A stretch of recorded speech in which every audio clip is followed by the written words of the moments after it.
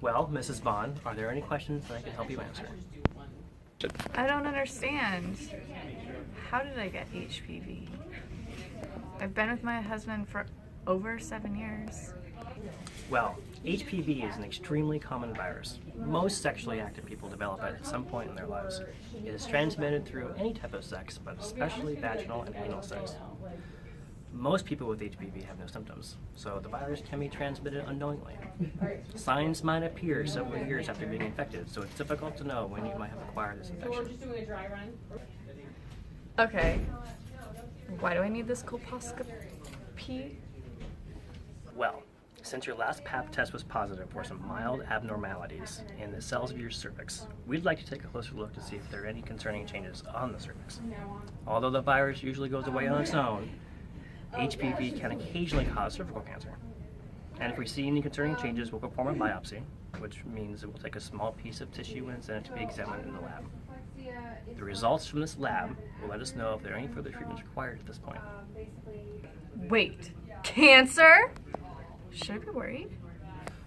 Well, HPV does not necessarily mean that you'll have cervical cancer, or that you will develop it. Very few people with HPV will develop cervical cancer. It usually goes away on its own, and if we find any abnormal cells, they can be treated to prevent cancer. This type of screening is important because it can detect any changes before they develop into cancer. Isn't there a vaccine now? Like something that could just take care of it? There are many different types of HPV, only some of which cause genital warts and cancer. The vaccine can protect against some of those types if you have not yet been exposed to them. But it is recommended by the FDA that for women under the age of 26, you should get vaccinated. It can be given at your doctor's discretion though, so if you are interested, that's something we can discuss more in detail with the physician. I do see that you have a 12-year-old daughter, and she's at the recommended age for the vaccine. I recommend discussing that option with your pediatrician.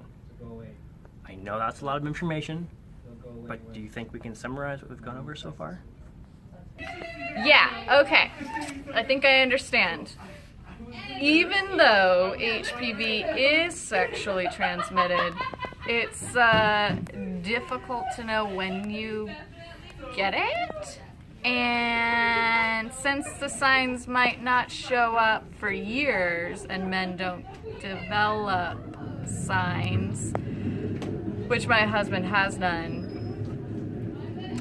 sounds like we could have already had it. And the colposcopy is just additional screening that might help, check out your cervix and make sure it's all good and there's no bad changes before everything turns into cancer, right?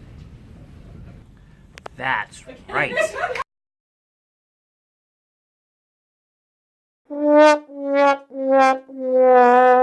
Some mild abnormalities.